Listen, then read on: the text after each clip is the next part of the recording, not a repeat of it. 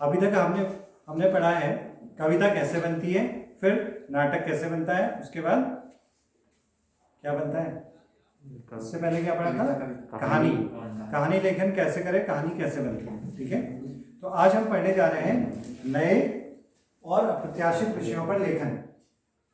नए और अप्रत्याशित विषयों पर लेखन। इसमें ये शब्द है ना अप्रत्याशित, इसका मतलब क्या है, इससे क्या समझ रहे हो आप अप्रत्याशित से? साक्षी क्या अप्रत्याशित का मतलब? अप्रत्याशित चुनाव वाला नहीं है, चुनाव वाला प्रत्याशी होता है, प्रत्याशी।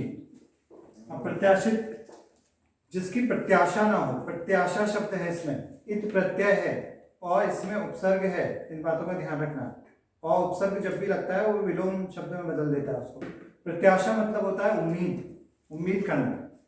आप जिस विषय की उम्मीद कर रहे हो ना ये आएगा, वो विषय नहीं आएगा, वो होता है अप्रत्याशित। मतलब कुछ भी आ सकता है। अप्रत्याशित विषय जिसकी उम्मीद आप न कर रहे हो, ऐसा विषय कुछ भी आ सकता है। अभी तक क्या होता था आपके सिलेबस में 12th में, इससे पहले तक निबंध चलते थे, कुछ साल पहले तक निबंध लिखा करते थे या फिर अनुच्छेद लिखा करते थे। अब निबंध क्यों नहीं आखिर, ये एक सवाल है। देखिए जब निबंध हम लिखते थे ना, तो निबंध में आपसे क्या कहा जाता था स्कूल में, जब बचपन से निबंध लिखते थे कि कोई एक पर्व पढ़ लेना, ऐसा होता ना, कोई दिवाली होली इस पर कोई एक पर्व पढ़ लेना, या फिर पर्यावरण पे आप अक्सर पढ़ लेते थे, वनों के महत्व पढ़ लेते थे, कुछ नहीं तो समय का महत्व, अनुशासन का महत्व, या कुछ न कुछ इस तरह की चीजें पढ़ते थे ऐसा। तो उसमें क्या होता था, आप बुक से पढ़ के आते थे कई बार, और अगर याद भी आपको होता था तो एक फिक्स उसमें स्टोरी होती थी कि होलिका एक थी और प्रहलाद हिरण्यकश्यप की कहानी आप होली में लिखेंगे, दिवाली में वो राम जी वाले बात लिखेंगे, या कोई ना कोई घटना थी ना उससे संबंधित, तो आपकी रटी रटाई बात होती थी वो पूरी, एक कोई कहानी होती थी उसके पीछे, उससे आप निबंध लिखते थे। या फिर कोई निबंध आपको पक्का पता होगा कि मान लो ये इस बार पर्यावरण पे आएगा, स्वच्छता अभियान पे आएगा या वनों पर आएगा, तो आप घर से उसको थोड़ा पढ़ के आते थे, उसके कुछ कोटेशन याद करके आते थे, कुछ कविता की पंक्तियां, और वो याद किया हुआ लिख देते थे एग्जाम में भी, और घर पे भी अगर आपको गृह कार्य दिया गया है तो उसमें भी आप उसको लिख देते थे। तो इससे क्या फर्क पड़ता था, लिख देते थे तो मतलब क्या चीज थी इसमें ऐसी जो नहीं होनी चाहिए थी?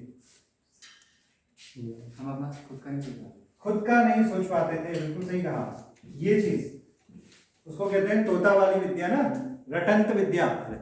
मतलब आप रटंत, आप रट के आए वो चीज, निबंध तक रट के आ गए आप, और उसके बाद आपने उसी को लिख दिया फटाफट, उसमें जल्दी जल्दी लिख दिया, तो आपकी मौलिकता तो गायब हो गई।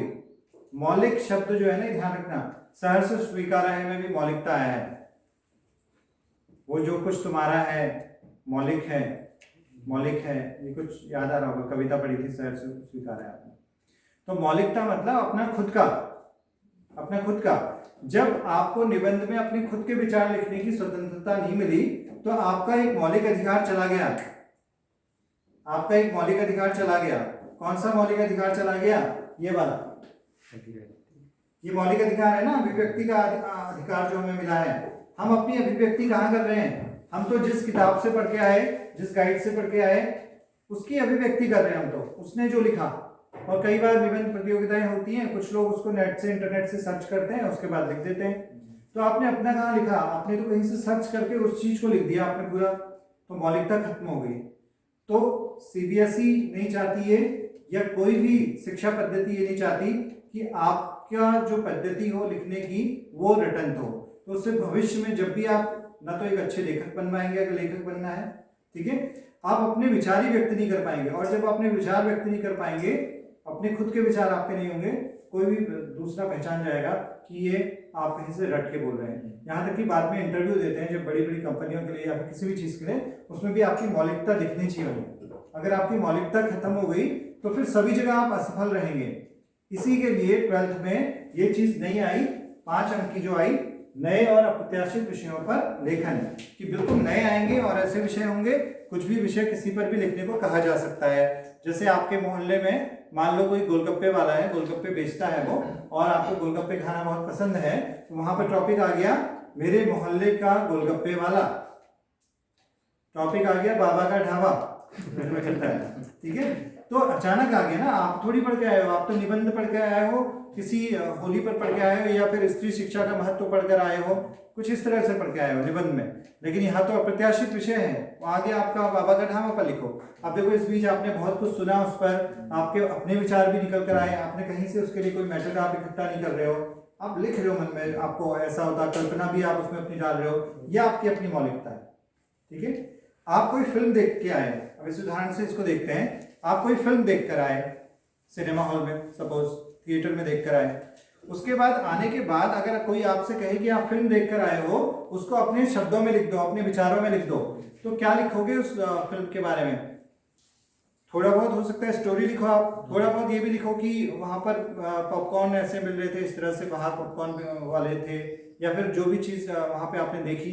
कुछ लोग अन्य चीज़ों की खरीदारी कर रहे थे, वो एक मॉल भी था, ठीक है, उसकी उस दिन जो स्वचालित उसमें सीढ़ियाँ लगी हुई थी वो खराब थी, कुछ भी आप उसके आसपास का भी लिख सकते हो ना, उसमें बहुत सारी चीज़ें दिमाग में आएंगी, बस उसका एक क्रम बना रहना चाहिए, उसका फ्लो बना रहना चाहिए, मतलब वो सुसंबद्ध होनी चाहिए, ये सब चीज़ें आपस में रिलेटिव होनी चाहिए।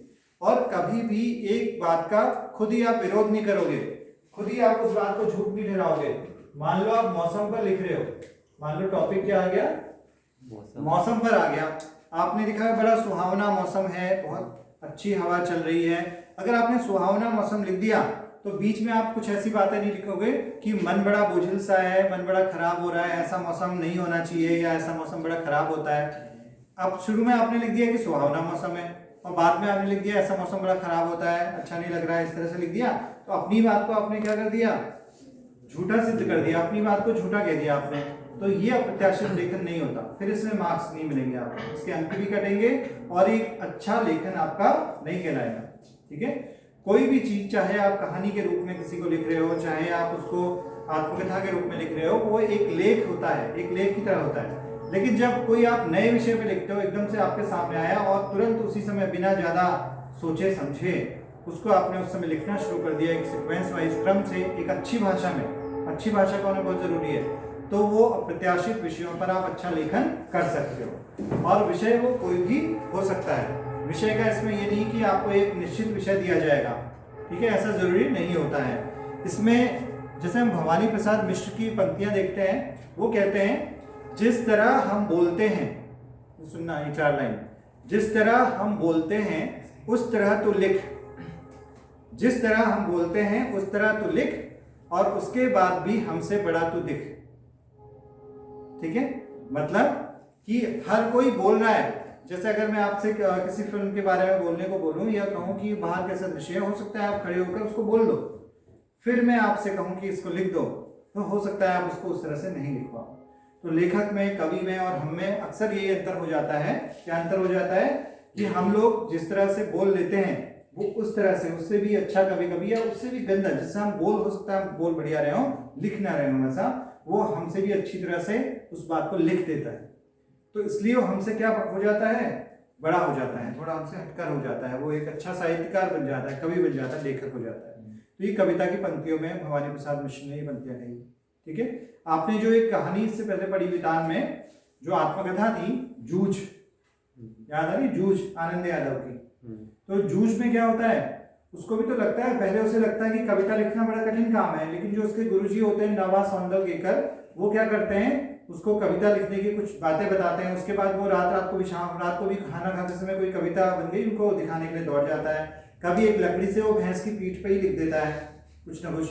तो उसे बाद में लगता है कि कभी भी हमारी तरह क्या होता है, एक सामान्य हाड़ मांस का व्यक्ति होता है, कभी भी हमारी तरह होता है, ये उस लेखक को लगता है। और जैसे ही उसे ये लग जाता है, उसके बाद उसकी वो मौलिकता जो सामने आती है, और धीरे धीरे कोई बड़ा लेखक बन जाता है, और इतना बड़ा लेखक कि आपकी बुक में उसकी क्या चलती है, कहानी चलती है, आत्मकथा चलती है। ठीक है ना। तो ये लिखना कैसे है, किस पर डिपेंड करता है कि हम कितना मौलिक रूप से, कितनी मौलिक सोच है हमारी, कितना हम सोच सकते हैं, कितना हम कल्पना के अपने घोड़े दौड़ा सकते हैं, कितना हमारी कल्पना दूर तक जा सकती है, इस पर डिपेंड करता है। और सुसंगति होनी चाहिए, मतलब वाक्य संगत होनी चाहिए। ऐसा नहीं कि आप लिख रहे हैं मौसम के बारे में, मौसम के बारे में लिखते लिखते आप राजनीति की बातें करने लग गए, आप चुनाव के परिणामों की बात करने लग गए मौसम की बात करते करते। आपने पहले मौसम की बात की, मौसम ऐसा है, सुहावना है, ऐसा है, उसके बाद आप फिर धीरे धीरे कहने लग गए राजनीति में भी मौसम की तरह कभी कभी हो जाता है। आप राजनीति में आ गए, राजनीति की बात करते करते आप फिल्मों में आ गए, आप पूरी तरह से टॉपिक से भटक गए, और जहां टॉपिक से भटक गए उसका मतलब वो आपका पूरा लेखन फिर क्या हो गया, खराब हो गया। जिस टॉपिक पे आपको दिया गया लगभग उसी टॉपिक पे बने रहिए। जरूर इसके तीन प्रकार होते हैं, तीन तरह की बातें इसमें होती हैं। एक हम कहेंगे इसमें, जैसे अभी तीन उदाहरण भी दूंगा आपको, स्मृति पर आधारित। कोई चीज आपको कोई टॉपिक दे दिया ना, तो हो सकता है आप सोच कर लिख रहे हो, कोई पुरानी बात सोच कर, उस टॉपिक पर आपके साथ कोई पुरानी घटना घटी हो और आपको वो याद आ गई, ठीक है। मान लो आप लिख रहे हो मेरे मोहल्ले का चौराहा, इस विषय पे लिख रहे हो, आपको कोई घटना याद आ गई कि इस चौराहे पे तो एक दिन एक एक्सीडेंट हुआ था, वो घटना याद आ गई, तो आपने अपनी स्मृति पर आधारित लिख दिया कि उस दिन की बात थी जब ऐसा ऐसा हुआ, यहाँ पर से तेजी से एक बाइक सवार आ रहा था और ऐसा ऐसा, फिर आपको बात याद आई मेरे मोहल्ले के चौराहे में अक्सर ऐसा होता रहता है, ऐसे करके। ये किस पर आधारित हो गई ये बात, स्मृति पर आधारित। यानी कोई अप्रत्याशित लेखन आपकी किस पर आधारित हो सकता है, स्मृति पर आधारित हो सकता है, स्मृति आधारित। यानी आप अपनी कोई पुरानी याद को लेकर उसको शुरुआत कर सकते हो, और उसकी शुरुआत जो होनी चाहिए वो आकर्षक तरीके से होनी चाहिए, आकर्षक ढंग से होनी चाहिए। शुरुआत बड़ी अच्छी सी आकर्षक, जिससे लोग पढ़ने के लिए अट्रैक्ट हो आगे को। शुरू में कोई ऐसी बात लिख दोगी वो पढ़ने वाले को लगे कि इसने तो क्या लिखा होगा आगे, तो न पढ़े, ऐसा नहीं होना चाहिए। शुरुआत में ही कुछ ऐसी लिख दो, जैसे आपने दुर्घटना वाली बात लिख दी तो उसको लगे कि आखिर कैसी दुर्घटना हुई, पढ़ो जरा क्या हुआ उसमें। तो इस तरह से शुरुआत हो सकती है इसकी, अप्रत्याशित विषयों पर जब लेखन कर रहे हैं। दूसरा इसमें जो टॉपिक है दार्शनिक मिजाज, अभी जो मैं आपको सुनाने जाऊंगा इसके बाद तीन अलग अलग तरह से उसे, दार्शनिक मिजाज, दार्शनिक अंदाज हो सकता है आपका। दार्शनिक अंदाज में कैसे होगा, जैसे आप इस तरह से बता सकते हो, इस तरह की दुर्घटनाएं होना आजकल आम बात हो गई है सड़क दुर्घटनाओं में। फिर इस तरह से आप उसको दर्शन का अंदाज दे सकते हो, लोगों को सावधानी बरतनी चाहिए, लोगों को ध्यानपूर्वक से चलना चाहिए, इस तरह से। फिर धीरे धीरे फिलोसॉफी की ओर जाते हो आप उसमें, ठीक है, अपने कुछ उपदेश भी आप उसमें डाल देते हो साथ में। इस तरह का लेखन भी हो सकता है। और जो तीसरे तरह का है वो है अवलोकन पर आधारित।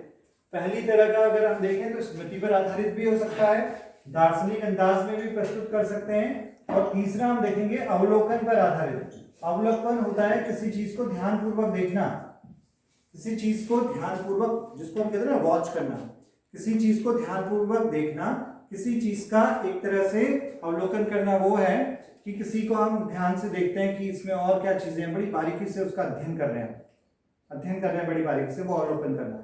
तो मेरे मोहल्ले का चौराहा पर आप अवलोकन के आधार पर भी लिख सकते हो।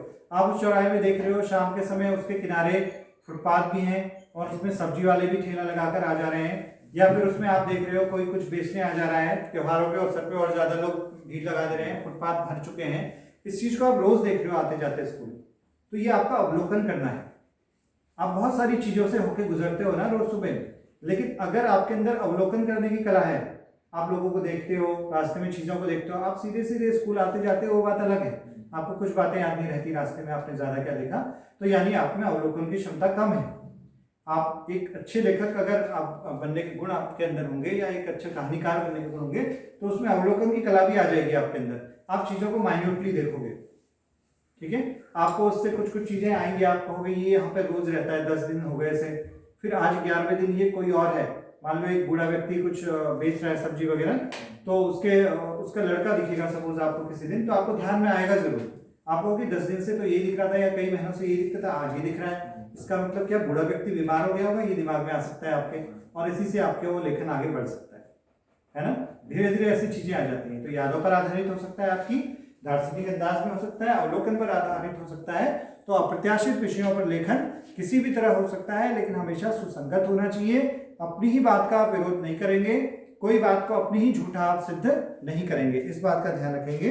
और इसमें अब मैं 3 उदाहरण आपको पढ़ के सुनाता हूं पहले, और फिर हम आगे बात करेंगे अप्रत्याशित विषयों के लेखन पे। थोड़ी सी बात और है, बस उतना ही चैप्टर हो गए। अब देखिए, इसमें कहा गया कि दीवार घड़ी सामने टंगी है, और आपका विषय आ गया एग्जाम में दीवार घड़ी, ठीक है, दीवार घड़ी, ठीक है। तो उस पे आ गया दीवार घड़ी पे, और आपने लिखो कह दिया आपसे। तो किस तरह से शुरू किया गया, किस तरह से लिखा गया, 3 अलग अलग तरह के बताता हूं। पहला वाला इसी पर आधारित, यादों पर आधारित, इसको सुनिएगा ध्यान से, ठीक है। उसे देखते ही किसी फिल्म का एक खूबसूरत सा दृश्य नजर आता है, घड़ियों की एक दुकान में नायक नायिका की मुलाकात होती है। अभी सोच रहा है, यादों पर आता है। हर तरफ भांति भांति की घड़ियां टंगी हैं, 12 बजने ही वाले हैं। ज्यों ही नायक कुछ कहना चाहता है और वो कुछ बड़ा ही मानी खेज है, घड़ियों की सुइयां 12 पर पहुंच जाती हैं और एक एक कर सारी घड़ियों से 12 बार घंटी बजने की आवाज उठने लगती है। अगले कुछ सेकंड तक ऐसा संगीत में शोर गूंजता रहता है कि नायक हकलाकर चुप रह जाता है। घड़ियों ने मानो उसका मंच ही छीन लिया हो। फिर नायक नायिका दोनों इस मधुर विडंबना पर मुस्कुराते हुए एक दूसरे को देखते रह जाते हैं। यह खूबसूरत दृश्य मेरी याददाश्त में उसी तरह टंगा है जिस तरह दीवार पर घड़ी टंगी होती है, कहीं आती जाती नहीं, हमेशा स्थिर फिर भी गतिशील। ऐसी कई स्मृतियां दीवार घड़ी के साथ जुड़ी हैं। मेरे घर में जब पहली दीवार घड़ी खरीद कर आई, वही अब तक आखिरी भी है, तो उसे टांगने की जुगत में पूरा घर जिस तरह लगा रहा, उसकी याद आते ही हंसी छूट जाती है। हम सब उस दिन अंकल पोजर की मुद्रा में थे। हर कोई भवन शास्त्र से लेकर सौंदर्य शास्त्र तक का विशेषज्ञ होने का दावा कर रहा था। घड़ी यहाँ टंगनी चाहिए, घड़ी यहीं टंगनी चाहिए, नहीं वहाँ टंगनी चाहिए, कील ऐसे ठोकी जानी चाहिए, नहीं वैसे ठोकी जानी चाहिए, घड़ी हाथ की पहुँच में होनी चाहिए, नहीं पहुँच से बाहर होनी चाहिए। ये सारी बहसें हम विशेषज्ञों के बीच चलती रही और किसी फॉर्मूले के तहत काम संपन्न हो पाया। तब तक दीवार पर कम से कम 6 जगह उसे टांगे जाने की कोशिशों के निशान छूट चुके थे। अगली दिवाली तक, उन गड्ढों के भरे जाने तक, दीवार घड़ी तारों के बीच चमकते धवल चाँद की तरह स्थापित रही। चाँद तो अब भी है पर तारे नहीं रहे, मतलब वो अब गड्ढे भर गए हैं, दिवाली आई होगी और सही कर लिया गया होगा। यह चाँद ऐसा है जो तकरीबन सभी मध्यम वर्गीय घरों में पाया जाता है। ठीक है, इस तरह से ये अपनी यादों में लिखा है कि घड़ी पहली बार आई तो कैसे टांगी, घड़ी को देखकर क्या बातें याद आती हैं। दूसरा लिखा है थोड़ा दार्शनिक अंदाज में। दार्शनिक अंदाज कहाँ से कहाँ पहुँच रहा है वो देखो, घड़ी से संबंधित लेकिन कैसे। वह मेरे ठीक सामने है, एक साफ सुथरी दीवार पर कील के सहारे टंगी हुई। कील दिखती नहीं, इसका मतलब यह कि कील पर उसके टंगे होने का कोई प्रत्यक्ष प्रमाण नहीं है, लेकिन तर्क पर आधारित यह अनुमान बिल्कुल निरापद है कि घड़ी कील के सहारे टंगी है। वह अपनी जगह बिल्कुल स्थिर है, पता नहीं कब से है लेकिन चल रही है। चक्र या वृत्त की कोई नहीं शुरुआत होती न उसका अंत होता है। कांटों की चक्रीय गति हमें बताती है कि समय अनादि अनंत है। घड़ी को दीवार के आसन पर बिठाकर वही जिम्मा सौंप दिया जाता है कि समय के बारे में बताओ। समय लगातार बीत रहा है। गौर करें, यह विरोधाभास नहीं है। समय अनंत है पर हम सबका अपना अपना समय अनंत नहीं है। वे समय के कृत्रिम खंड ही सही हमें बताती है कि हर इंसान का, हर चीज का और हर काम का अपना समय होता है। वह शुरू भी होता है और खत्म भी। याद आता है कौन बनेगा करोड़पति का छोटा सा बहुचर्चित जुमला, तो आपका समय शुरू होता है अब। ऐसे करके लिख दिया, मतलब इसके द्वारा समय का महत्व भी बता दिया साथ साथ में, दर्शन फिलॉसफी के अंदाज में। ठीक है, फिर तीसरी प्रकार का देखना, ये कैसे, अवलोकन पर आधारित, यानी कितने ध्यानपूर्वक उन्होंने देखा है। अवलोकन का मतलब क्या है, माइन्यूटली वॉच करना, उसे ध्यान से देखना। वह मेरे ठीक सामने है, एक साफ सुथरी दीवार पर कील के सहारे टंगी हुई, बिल्कुल स्थिर। हिंदी में टिक टिक टिक टिक और अंग्रेजी में टिक टॉक टिक टॉक। उसे अंग्रेजी या हिंदी नहीं आती, पर दोनों तरह के भाषाभाषी उसकी पच्चाप को अपने तरीके से सुनते हैं। ठीक वैसे ही जैसे कुत्तों को अंग्रेजी या हिंदी नहीं आती, पर अंग्रेजी समाज के लिए वह बाऊ बाऊ करता है और हिंदी समाज के लिए भौं भौं। टिक टिक या टिकटॉक की पच्चाप के साथ लगातार चलायमान यह घड़ी सामने की दीवार पर एक खूबसूरत सी बिंदी के समान दिख रही है। कमरे की चारों दीवारों पर कहीं कुछ भी नहीं है, न कोई पेंटिंग है न कैलेंडर है। ऐसे में इस घड़ी का वजूद सिर्फ उपयोगितावादी नहीं लगता, ये खूबसूरती के लिए भी लोग टांगते हैं। दीवार में हल्की पीली रंगत के साथ उसका भूरा रंग बहुत अच्छा लगता है। तो इस तरह से और भी आगे लिखा गया, मतलब इसने क्या लिखा, सीधे सीधे लिखा है। इसने घड़ी के बारे में क्या लिखा है, सीधे सीधे लिखा है, उसको माइन्यूटली वॉच करके लिखा है। तो आप लोग भी ऐसे लिख सकते हैं, कोई भी अप्रत्याशित, जैसे आपको लिखना हो सपोज कुछ 3-4 टॉपिक में आपको बता देता हूँ, नोट कर लीजिएगा, टॉपिक लिखिएगा जरूर, तब आपको पता लगेगा कि अप्रत्याशित विषयों पर लेखन कैसे होता है, आप मुझे दिखाइएगा। 3 टॉपिक कम से कम नोट करा देता हूं आपको, नोट करिए। परीक्षा के दिन,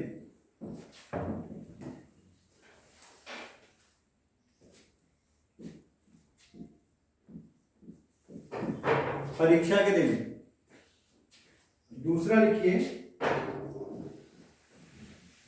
मेरा प्रिय टाइम पास।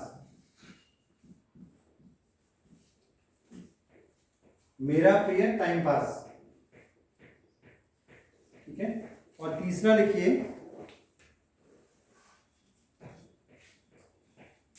सावन की पहली झड़ी।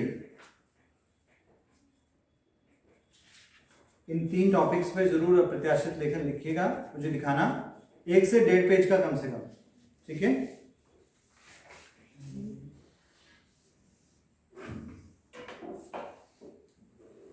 देखो आपने उनको देखा होगा कि जैसे कोई नट होते हैं ना, नट लोग जो कर्तव्य दिखाते हैं तरह तरह के, वो अक्सर क्या करते हैं कि एक खंबा और एक खंबा इधर होता है, बीच में रस्सी बंधी होती है, उसमें आप देखना ऐसे चल के दिखाते हो, ठीक है। लोग देखने के लिए भीड़ जमा होती है, चल के दिखाते हैं। तो जो हमारा और तरह का लेखन होता है ना, जैसे निबंध लेखन है सपोज, वो इसकी तरह है, जैसे 2 खंबे हैं, उसके बीच में रस्सी बंधी है और उसे रस्सी पे चलना है, ठीक है। अगर जरा सा भी कदम इधर उधर गया तो वो क्या होगा, नीचे गिर पड़ेगा।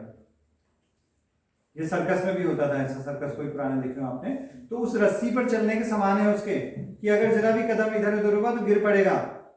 निबंध लेखन और कोई प्रकार का लेखन, निबंध लेखन में आपको एक फिक्स टॉपिक दे दिया गया आपसे, कि अगर ये दिया होता ना दीवार घड़ी की उपयोगिता, दीवार घड़ी का महत्व, तो ये फिक्स होता। आप क्या लिखते हैं उसमें, दीवार घड़ी की उपयोगिता लिखते, समय देखने के काम आती है, ठीक है। इस तरह से निबंध पढ़ता आपका आगे। लेकिन आपको तो दीवार घड़ी दे दिया, आपसे तो कहा कुछ भी लिखो उस पर, कह दिया ना, आपको स्वतंत्र छोड़ दिया गया लिखने के लिए, आपको फिक्स नहीं कहा गया इतना ही लिखना है, यही लिखना है।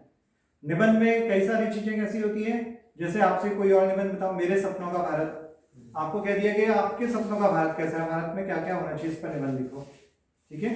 अनुशासन का महत्व, आप केवल अनुशासन के महत्व को बताएंगे, अनुशासन के बारे में लिखेंगे, परिभाषा, उसकी महत्व, इस तरह से निबंध आएगा। ये कहा जाता है निबंध में।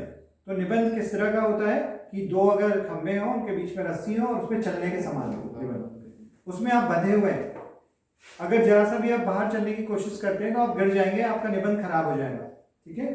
लेकिन जो आप ये पढ़ रहे हैं अप्रत्याशित विषयों पर लेखन, ये उस तरह से है जैसे बच्चों को कहा जाए ना, वो मैदान है सामने, जाके खेलो कूदो, उछलो कूदो, जो भी करना है करो वहां पे मैदान में।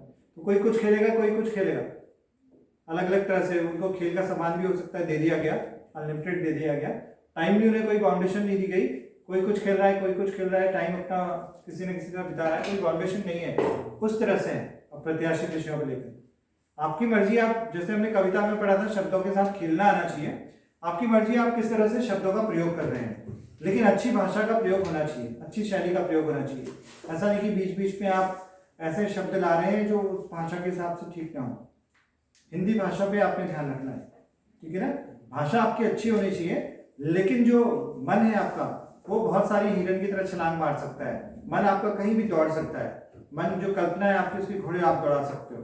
ये अप्रत्याशित विषयों के लेखन में फायदा है, ठीक है। तो अप्रत्याशित विषयों के लेखन में आपने ये चीज खास ध्यान रखनी है, और वो मैंने बताई दिया, कभी भी एक बात दूसरी बात का खंडन न करती हो, ये चीज आपने देखना कि एक बात दूसरे को झूठा इसमें सिद्ध न करती हो। और एक पॉइंट लिख दीजिएगा इसमें कि लिखने का कोई फॉर्मूला आज तक नहीं बना, एक तो पॉइंट लिखा रहा हूं बस, इतना पढ़ेंगे फिर। लिखने का कोई फॉर्मूला आज तक नहीं बना, अगर फॉर्मूला होता तो, अगर फॉर्मूला होता तो क्या होता, स्वतंत्रता कंप्यूटर में डाल देते फिर तो।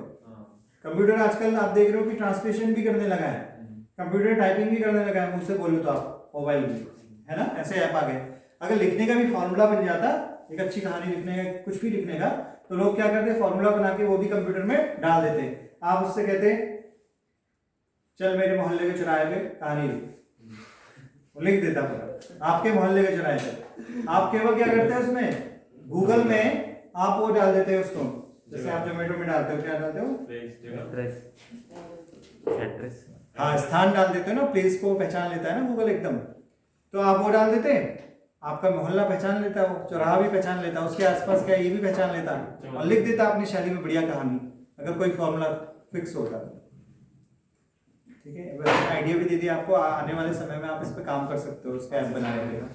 ठीक है, तो इस पे अगर ऐसा कोई फॉर्मूला होता तो कंप्यूटर सबसे बड़ा लेखक होता, इंसान से भी बड़ा लेखक फिर वही होता, फिर वही लिख रहा होता, फिर लेखक साहित्यकार नहीं होते, उनकी स्टोरी नहीं पढ़ रहे होते आप, है ना।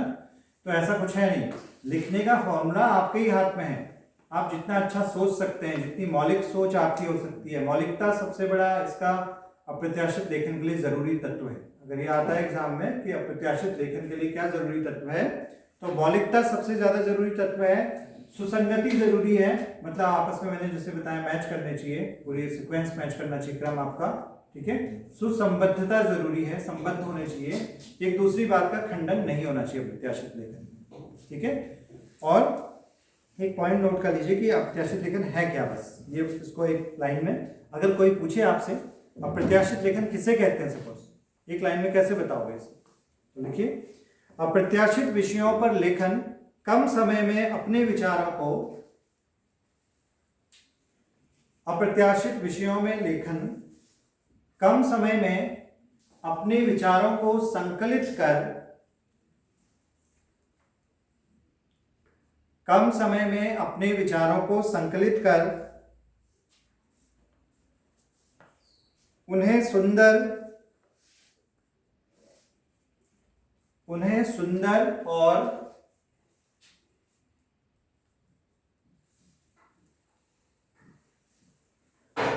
सलीके से, यानी अच्छी प्रकार से, अच्छे ढंग से, सुघड़ता से, सलीके से, सुंदर और सलीके से अभिव्यक्त करने की, सुंदर और सलीके से अभिव्यक्त करने की चुनौती का नाम है, अभिव्यक्त करने की चुनौती का नाम है। किसी तरह से, मतलब आपने जो आपकी मौलिकता है ना, उसे आप किस तरह से बड़े अच्छे ढंग से कैसे प्रकट कर रहे हो, मौलिक रूप से प्रकट कर रहे हो, वही अप्रत्याशित लेखन। तो ये चैप्टर आपका समाप्त हो गया, नए और अप्रत्याशित विषयों पर लेखन। अब आपका अभिव्यक्ति माध्यम में सिर्फ एक चैप्टर बचा है जो हम दोबारा पढ़ेंगे, 11th में पढ़ा था हमने, वो पत्रकारिता। पत्रकार कितने प्रकार के होते हैं, पत्रकारिता कितने प्रकार की है, पत्रकारिता के विभिन्न आयाम, ये पढ़ेंगे हम नेक्स्ट क्लास में, और तब आपके अभिव्यक्ति माध्यम का जो 12th का कोर्स है समाप्त। ठीक है, और आरोह पुस्तक आपकी कंप्लीट हो चुकी है, उसको रिवीजन घर पे भी करते रहें, और मैं भी आपको फिर से रिवीजन कराऊंगा। वितान में आपका एक चैप्टर बचा है, डायरी के पन्ने। ठीक है, आज के लिए बस इतना है।